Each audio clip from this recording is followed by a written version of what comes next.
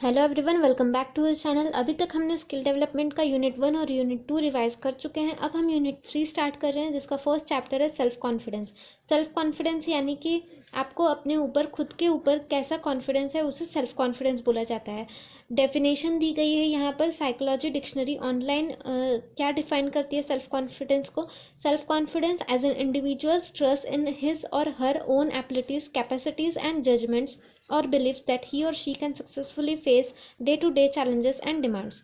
यानी कि आपकी खुद के ऊपर क्या विश्वास है कि आप क्या कर सकते हो, आप में क्या एबिलिटी है, कैपेसिटीज़ हैं, आप कुछ कर सकते हो, आप कोई भी चैलेंज को फेस कर सकते हो। ये सारी चीज़ें सेल्फ कॉन्फिडेंस में आती है। फिर है how to build self confidence. ये 19 पॉइंट्स का टॉपिक है, जो कि बहुत बड़ा है और समझाने में बहुत टाइम जाएगा, इसीलिए मैं इसका शॉर्ट नोट बना के इंस्टाग्राम पे डाल दूँगी। मतलब आप वहाँ से जाके सिर्फ उतना पढ़ के समझ सकते हो, ठीक है। मतलब एक एक लाइन का, मैं 19 पॉइंट्स का एक एक लाइन का बना दूंगी, जिससे आपको इतना बड़ा पैरा नहीं पढ़ना पड़ेगा। तो वो आप देख के जा सकते हो। फिर है measures to improve self confidence. आप अपना सेल्फ कॉन्फिडेंस कैसे इम्प्रूव कर सकते हो, वो सारी चीज़ें दी गई हैं यहाँ पर। 15 पॉइंट है। ग्रूम योर सेल्फ, आप अपने आप को ग्रूम कर सकते हो। आप अपने आप को अच्छा दिखाने के लिए कुछ कर सकते हो, जिससे आपको अपने अंदर कॉन्फिडेंस आए। आप अपना अच्छा ड्रेस पहन सकते हो। फिर फोटोशॉप योर सेल्फ इमेज, आप अपनी खुद की इमेज को फोटोशॉप कर सकते हो। थिंक पॉजिटिव, आप अपने बारे में कुछ अच्छा सोच सकते हो। फिर किल नेगेटिव थॉट को ख़त्म करना, ये एक सेल्फ कॉन्फिडेंस बढ़ाने का तरीका है। फिर get to know yourself, आप अपने आप को, खुद को जान सकते हो, इससे भी आपका सेल्फ कॉन्फिडेंस बढ़ता है। फिर है एक्ट पॉजिटिव थिंकिंग करना चाहिए आपको। फिर है be kind and generous, kind होना चाहिए आपने, जनरस होना चाहिए। फिर गेट प्रिपेयर, आपको हर चीज़ के लिए प्रिपेयर रहना चाहिए। आपको आगे जो भी चीज़ें, चैलेंजेस फेस करना है, उन सारे चीज़ों के लिए प्रिपेयर्ड रहना चाहिए। फिर है set a small goal and achieve it, छोटे छोटे गोल आपको सेट करते रहना चाहिए और उसे अचीव करते जाना चाहिए। फिर है empower your self with knowledge, खुद के नॉलेज से भरते रहना चाहिए, नॉलेज लेते रहना चाहिए, जहाँ से मिले नॉलेज वहाँ से लेते रहना चाहिए। फिर है volunteer, gate active, work on small things, छोटी छोटी बातों पे काम करते रहना चाहिए। फिर सेकंड चैप्टर है हमारा नेमोनिक्स। इसमें क्या है कि नेमोनिक्स यानी कि ऐसे चीज़ जहाँ पर आप किसी भी, मतलब आपको अगर कोई चीज़ याद रखनी है, उसका शॉर्ट फॉर्म आप इस तरीके से बनाते हो जिसके वजह से आपको वो चीज़ याद भी रहती है और वो मीनिंगफुल वर्ड भी बनता है उससे, इसीलिए आपको वो चीज़ अच्छे से याद रहती है। तो वो इसमें क्या क्या टाइप्स होते हैं देख लेते हैं। फर्स्ट है म्यूज़िक। तो म्यूज़िक में जैसे कि ABCD वाला म्यूज़िक रहता है बच्चों के लिए, तो वो उससे आप बहुत जल्दी सीख जाते हो ABCD, मतलब बच्चे जल्दी सीख जाते हैं। तो ये एक टाइप है नेमोनिक्स का। फिर है नेम, एक और तरीका है, जैसे कि आप हर, मतलब जितनी भी चीज़ें याद रखनी है, उसका फर्स्ट लेटर आप लेकर उससे एक नेम बना सकते हो और वो नेम आप याद रख सकते हो, जिससे आप एक्रोनिम भी बोलते हो। फिर एक्सप्रेशन और वर्ड, एक ऐसा मतलब जो भी चीज़ आपको याद रखनी है, उसका फर्स्ट लेटर या ईच वर्ड आप कंबाइन करोगे और उससे फ्रेज या सेंटेंस बनाओगे, तो उसे एक्सप्रेशन और वर्ड, ये टाइप में रखा जाता है। फिर है मॉडल यानी कि मॉडल यूज़ किया जाता है ताकि आप इंफॉर्मेशन रिकॉल कर सको। फिर है ओड, यानी कि information is placed into a poem वगैरह में अगर इंफॉर्मेशन को प्लेस किया जाता है तो उसे ओड बोला जाता है। फिर है नोट ऑर्गेनाइजेशन। तो the method of note organisation can be used as a memorisation technique, यानी कि नोट ऑर्गेनाइजेशन यूज़ करके भी मेमोराइजेशन टेक्निक यूज़ की जा सकती है। फिर है इमेज में भी स्टोर करके रखा जा सकता है इंफॉर्मेशन, जिससे आप मेमोराइज करके रख सको। फिर है connection, new knowledge is connected to knowledge already known, ऐसी नॉलेज जो नहीं रहती है वो आपके पुराने नॉलेज से कनेक्ट हो सकती है और उसी के तरीके से फिर आप उसे मेमोराइज कर सकते हो। फिर है इसका बेनिफिट और एडवांटेज क्या है। तो आप अपनी मेमोरी इंप्रूव कर सकते हो, आप इमेजिनेशन एनहांस कर सकते हो, आपको इम्पॉर्टेंट इन्फॉर्मेशन रिमेंबर करने में काफ़ी इम्पॉर्टेंट रहता है। फिर इसके कुछ डिसएडवांटेज भी है, क्योंकि ये बहुत टाइम कंज्यूमिंग है, आपको बनाना पड़ता है इतना ज़रूरी नहीं है कि आप पोएम या फिर अगर कोई भी चीज़ है जैसे फ्रेज़ बनाना, सेंटेंस बनाना, ये बहुत जल्दी बनने वाला काम नहीं है। फिर एब्स्ट्रैक्ट मटेरियल ज़रूरी नहीं है सब सारे चीज़ें जो भी आपको लर्न करनी हो वो आपका बन ही जाए उस पर कुछ चीज़। फिर इमेजरी एबिलिटी, आपको इमेजरी एबिलिटी होनी चाहिए, आपको इमेजिन करने की अच्छी खासी एबिलिटी रहनी चाहिए, तभी आप कर सकते हो।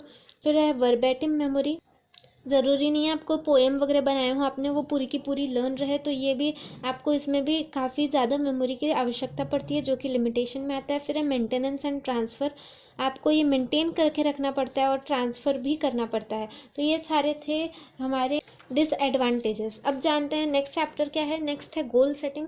गोल सेटिंग यानी कि गोल को सेट करना, आपको क्या ऑब्जेक्टिव है उसे सेट करना। यहाँ पर गोल का डेफिनेशन दिया गया है, आप पढ़ सकते हो।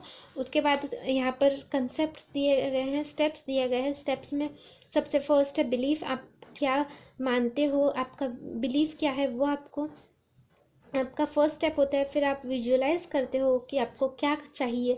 उसके बाद गेट इट डाउन, आप उस गोल को राइट मतलब लिखते हो और उस पर कुछ प्लानिंग करते हो। फिर है पर्पस, कि आप पूछते हो कि आपको ये गोल क्यों चाहिए। फिर जब आप उस चीज़ के लिए मोटिवेट हो जाते हो कि हाँ ये गोल मुझे हासिल करना ही है, तो आप कमिट करते हो, यानी कि आप कमिटमेंट करते हो कि हाँ मुझे ये गोल क्रॉस करना ही है। फिर आप फोकस्ड स्टे फोकस, यानी आप फोकस होते हो वो गोल के लिए कि मुझे क्या करना है, मुझे प्लानिंग करनी है, मुझे किस तरीके से वो गोल अचीव करना है। फिर आप एक्शन प्लान करते हो, यानी आप स्टार्ट करते हो कि वो गोल अचीव करने के लिए आपको क्या क्या करना है। उसके बाद no time like the present, यानी कि आज अभी जो टाइम है उसके जैसा कोई भी आपको मौका नहीं मिलने वाला है। ये मौका मिला है वही आपके लिए लास्ट मौका है, ऐसा समझ के उस गोल के लिए आपको काम करना पड़ता है। फिर अकाउंटेबिलिटी और रिव्यू, आप उस गोल को अचीव करते हो और उसके बाद उस पर रिव्यू करते हो कि आपने वो जो भी गोल किया है वो आपने सही एक्शन लेकर गोल अचीव किया है या नहीं।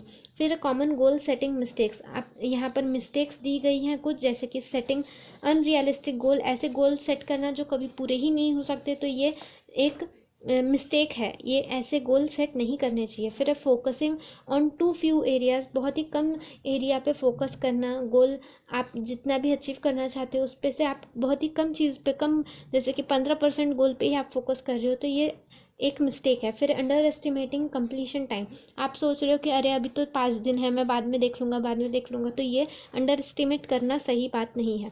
फिर नॉट अप्रिशिएटिंग फेल्यूर मिल रहा है तो उसको अप्रिशिएट करना है, आपको उससे सीखना है, सीख के आगे बढ़ना है, आपको उदास होकर नहीं बैठना है, ये भी एक मिस्टेक होती है। फिर सेटिंग अदर पीपल्स गोल्स, यानी कि आप कई बार ऐसा होता है कि लोग दूसरों के गोल सेट करते हैं और ये बहुत बड़ी मिस्टेक होती है। जैसे कि कई बार ऐसा होता है कि आपके पापा आपके लिए डिसाइड करते हैं कि आपको 10th के बाद साइंस ही लेनी है, कॉमर्स ही लेना है, तो ये सही नहीं है। फिर नॉट रिव्यूइंग प्रोग्रेस, आप अपने प्रोग्रेस को रिव्यू नहीं करते हो कि आपने प्रोग्रेस तो की है पर किस हद तक आपने प्रोग्रेस किया और क्या कर सकते थे जिस वजह से और अच्छा होता, या फिर आपने ऐसा क्या किया जो इतनी प्रोग्रेस हुई आपकी। तो ये सारी चीज़ें अगर आप देखते हो तो इससे आपको आगे जाकर भी वही चीज़ें यूज़ करके आगे के प्रोग्रेस में काम ला सकते हो। फिर सेटिंग नेगेटिव गोल्स आपको नहीं रखनी है। फिर सेटिंग टू मैनी गोल्स, एक साथ बहुत सारे गोल्स भी आपको नहीं रखने हैं जिससे आप एक भी गोल अचीव ना कर पाओ। नेक्स्ट चैप्टर है हमारा टाइम मैनेजमेंट यानी टाइम को सही से यूटिलाइज करना, टाइम का पूरा अच्छे तरीके से एफिशिएंट यूज़ करके लेना और टाइम को किस तरीके से प्लान करना ताकि आपका टाइम सही से आप यूज़ कर सको, इसे टाइम मैनेजमेंट बोला जाता है। टाइम मैनेजमेंट का क्या रोल होता है, क्यों इम्पोर्टेंट रोल होता है ऑर्गेनाइजेशन में। सबसे पहले प्लानिंग के लिए इफ़ेक्टिव होता है। टाइम मैनेजमेंट में क्या क्या इंक्लूड होता है, सबसे पहले इफ़ेक्टिव प्लानिंग, आपको प्लानिंग करनी पड़ती है कि मुझे क्या करना है, टू डू लिस्ट प्रिपेयर करनी पड़ती है कि मुझे आज ये काम करना है, इतने सारे काम मुझे करने हैं। उसके बाद आपको सेटिंग गोल्स एंड ऑब्जेक्टिव, आपको गोल्स टारगेट्स सेट करना पड़ता है कि मुझे ये सारे काम में इतना इतना टारगेट है, ये चीज़ इतनी करनी है, तो ये सारी चीज़ें आपको सेट करके रखनी पड़ती है। उसके बाद आपको सेटिंग डेडलाइन सेट करनी पड़ती है कि मुझे ये काम आज 3 बजे तक ही करना है, ये सारी चीज़ें आपको सेट करनी है। उसके बाद डेलीगेशन ऑफ रिस्पॉन्सिबिलिटीज़, ज़रूरी नहीं है कि आपको हर चीज़ खुद करनी है, कुछ चीज़ों को आपको नहीं बोलना चाहिए और जो उस के काबिल है, जो उस काम के काबिल है, उसे वो रिस्पॉन्सिबिलिटी देनी चाहिए। प्रायोरिटाइजिंग टास्क, आपको कौन सा टास्क पहले करना है और कौन सा बाद में, ये चीज़ प्रायोरिटाइज करनी चाहिए। उसके बाद spending the right time on right activity. Right time मतलब आपको कितना टाइम किस चीज़ पे देना है, ये आपको सेट करके रखना है। ज़्यादा टाइम अगर एक ही चीज़ को दे रहे हो तो वो सही बात नहीं है। टाइम मैनेजमेंट क्यों इंपॉर्टेंट होता है? क्योंकि टाइम आपके पास बहुत कम होता है। एक दिन में सबके पास 24 ही घंटे होते हैं और उस टाइम में आपको बहुत सारी चीज़ें करनी होती है, तो इसीलिए टाइम मैनेजमेंट काफ़ी इंपॉर्टेंट है। Time to get what you want out of life. आपको टाइम बहुत ज़रूरी है अगर आपको आपके लाइफ से कुछ चाहिए हो तो। फिर you can accomplish more with less effort. अगर आप टाइम मैनेजमेंट के साथ चलते हो तो आप कम एफर्ट्स में ज़्यादा काम निकाल सकते हो। फिर एडवांटेजेस और बेनिफिट्स टाइम मैनेजमेंट करने के लिए। टाइम मैनेजमेंट करने के कुछ बेनिफिट्स कौन कौन से हैं? Time management makes an individual punctual and discipline. आप पंक्चुअल और डिसिप्लिन बन जाते हो, आप में पंक्चुअलिटी आ जाती है, आप सही काम सही टाइम पे करने लग जाते हो। फिर है one becomes more organised as a result of effective time management. Effective time management के वजह से आप ऑर्गेनाइज हो जाते हो। फिर effective time management boost an individual's morals and make him confident. आपको आप में कॉन्फिडेंस आता है। फिर है individual who stick to a time plan are the ones who realise their goals and objective within the shortest possible time span. आप अपने goals और ऑब्जेक्टिव्स को भी सही ढंग से अचीव कर सकते हो। फिर है better time management helps in better planning. Time management अगर आप सही से करते हो तो आपकी प्लानिंग भी सही से होती है, जिसकी वजह से आपके फॉरकास्टिंग भी सही से होने लग जाते हैं। फिर research says that individual who accomplish task on time are less prone to stress and anxiety. अगर आप टाइम पे अपने गोल्स अचीव कर लेते हो, आप अपने काम टाइम पे पूरे कर लेते हो, तो आप में स्ट्रेस और एंजाइटी भी कम रहती है। फिर time management enables an individual to prioritise task and activities at work place. इसके वजह से आप ये भी सीख जाते हो कि आपको कौन से काम को ज़्यादा प्रायोरिटी देनी है और कौन से काम को नहीं। फिर disadvantage non clear objective, mismanagement, can't say no, obstacle, inactivity, load of different works at one time, fatigue and stress become part of life, no time for recreation. ये सारी चीज़ें डिसएडवांटेज में आती हैं। फिर है नेक्स्ट चैप्टर हमारा stress management. Stress management यानी जो भी हमारे लाइफ में तनाव आता है उसे हमें कैसे मैनेज करना है, उसे हमें कैसे कम करना है, उसके लिए स्ट्रेस मैनेजमेंट ये प्रोसेस होती है। स्ट्रेस हमारे लिए बिल्कुल भी अच्छी नहीं होती है, स्ट्रेस हमारे हेल्थ के लिए बिल्कुल भी अच्छी नहीं होती है, इसलिए हमें स्ट्रेस को मैनेज करके रखना चाहिए। और उसके लिए जो भी चीज़ हम फॉलो करते हैं उसे स्ट्रेस मैनेजमेंट में गिना जाता है। स्ट्रेस हमें क्यों होता है? तो सबसे पहले यहाँ पर 3 कारण दिए हैं: एनवायरमेंटल कॉज, ऑर्गेनाइजेशनल कॉज और पर्सनल कॉज। एनवायरमेंटल कॉज में आते हैं इकोनॉमिक अनसर्टेनिटीज़ और न्यू इनोवेशन। इकोनॉमिक में अगर जैसे बिजनेस साइकिल में कोई भी चेंजेस आते हैं, उस वजह से लोगों में एंजाइटी बढ़ती है उनके जॉब सिक्योरिटी की, तो इस वजह से भी लोगों में स्ट्रेस बढ़ता है। फिर है न्यू इनोवेशन, अगर कोई एडवांस टेक्नोलॉजी या मेथड आती है जिसके वजह से, जैसे कि कंप्यूटर्स या रोबोटिक्स या इन सब चीज़ों में, अगर इन सब चीज़ों में न्यू इनोवेशंस आते हैं तो एम्प्लॉय में स्ट्रेस आता है कि मैं उस चीज़ को कैसे अडेप्ट करूँगा, उस चीज़ को इतने कम समय में कैसे सीखूँगा। फिर है ऑर्गेनाइजेशनल कॉस्ट, तो इसमें आता है heavy responsibility, role conflict, interpersonal demand, leadership और ऑर्गेनाइजेशनल कल्चर। फिर है पर्सनल कॉज, इसमें 2 है: नेचर ऑफ पर्सनैलिटी और चेंजेस इन वंस लाइफ। फिर आता है techniques for stress management. Stress management करने के लिए क्या क्या टेक्निक है? फर्स्ट है इंडिविजुअल स्ट्रैटेजी और दूसरा है ऑर्गेनाइजेशनल स्ट्रैटेजी। इंडिविजुअल स्ट्रैटेजी में आता है ट्रेनिंग फॉर ऑर्गेनाइजेशन, आप अपने ऑर्गेनाइजेशन के लिए ट्रेनिंग दे सकते हो आप अपने ऑर्गेनाइजेशन के लोगों को। फिर है पर्सनैलिटी डेवलपमेंट, आप उनका पर्सनैलिटी डेवलपमेंट कर सकते हो जिसकी वजह से उनका काम सही समय पे हो सके और वो अपने आप को स्ट्रेस फ्री कर सकें। फिर है रिलैक्सेशन मेथड, जहाँ पे आप मेडिटेशन वगैरह का यूज़ करके अपने एम्प्लॉयज़ को रिलैक्स करवा के उनका स्ट्रेस मैनेज कर सकते हो। फिर सोशल सपोर्ट भी काफ़ी इंपॉर्टेंट होता है। अगर आपके फ्रेंड्स का, आपके रिलेटिव्स का आपको सपोर्ट है तो उसके वजह से भी आपका स्ट्रेस काफ़ी हद तक ठीक हो जाता है। फिर सेल्फ कंट्रोल, आप अपने आप को भी कंट्रोल कर सकते हो जिसके वजह से आपकी स्ट्रेस लेवल कम हो। Accurate selection. फिर है रीडिज़ाइनिंग प्रोसीजर, फिर आता है ऑर्गेनाइजेशनल स्ट्रैटेजीज।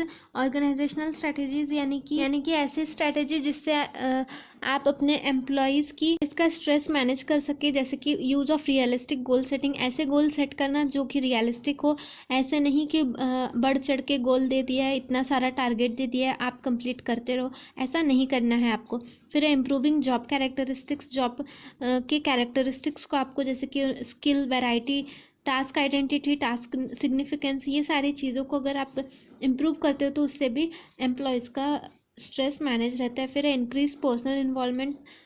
पर्सनल इन्वॉल्वमेंट अगर आप इंक्रीज़ करते हो, यानी कि एम्प्लॉयर अगर पर्सनल इन्वॉल्वमेंट इंक्रीज़ करता है तो उससे आपका और एम्प्लॉय का कनेक्शन अच्छा होता है, जिसकी वजह से स्ट्रेस मैनेज रहता है।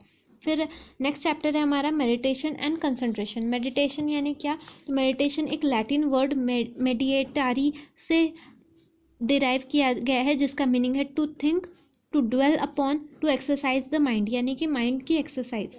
मेडिटेशन के कौन कौन से टाइप हैं ये देखते हैं। फर्स्ट है ट्रांसेंडेंटल मेडिटेशन। ट्रांसेंडेंटल मेडिटेशन सीखने के लिए, जैसे कि महर्षि लोग यूज़ करते थे ये चीज़ को, यही मेडिटेशन वो करते थे। इसको सीखने के लिए आपको काफ़ी एक्सपर्ट गाइडेंस की ज़रूरत होती है। फिर है हार्ट रिदम मेडिटेशन।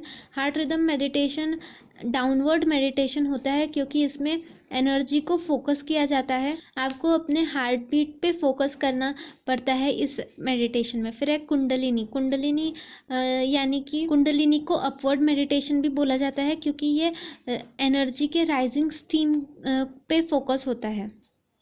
इस मेडिटेशन को करने के लिए जो भी मेडिटेशन कर रहा है उसे उसके ब्रीदिंग के फ्लो पे कंसंट्रेशन करना होता है। फिर है चक्रा मेडिटेशन। चक्रा मेडिटेशन हमारे बॉडी में 7 चक्रास होते हैं, जो कि फर्स्ट है रूट में, सेकंड सैक्रल में, third solar plexus, heart, throat, third eye and crown. इन सारे जगह पे अपने चक्रास होते हैं और इन सारे चक्रास के अलग अलग कलर्स होते हैं और ये सारे चक्रास को एक्टिवेट करना पड़ता है, जो कि मेडिटेशन के द्वारा होता है। और ये आपको चक्रास फील भी होने लगते हैं। ये सारी चीज़ें आपको ये सारी चीज़ें करने से आपको काफ़ी रिलैक्स महसूस होता है। फिर है रिफ्लेक्टिव मेडिटेशन। रिफ्लेक्टिव मेडिटेशन यानी ऐसा मेडिटेशन जहाँ पर आपको एक पर्टिकुलर टॉपिक या क्वेश्चन या थीम सोचना पड़ता है और उस चीज़ के बारे में आपको डीपली सोचना पड़ता है। इस मेडिटेशन को बोलते हैं रिफ्लेक्टिव मेडिटेशन। मेडिटेशन के बेनिफिट्स क्या क्या हैं? फर्स्ट है ये इम्यूनिटी इंक्रीज़ करता है। अगर कोई पेशेंट्स वगैरह हैं तो उनको इम्यूनिटी इंक्रीज़ करने के लिए मेडिटेशन काफ़ी इंपॉर्टेंट होता है। फिर है इमोशनल बैलेंस। इमोशंस को अगर बैलेंस में रखना है आपको तो उसके लिए भी मेडिटेशन काफ़ी इंपॉर्टेंट होता है। फिर है फर्टिलिटी, इंक्रीज फर्टिलिटी। फिर है रिलीव्स इरिटेबल बाउल सिंड्रोम। फिर है लोअर्स ब्लड प्रेशर को भी लो करता है। फिर है एंटी इन्फ्लेमेटरी।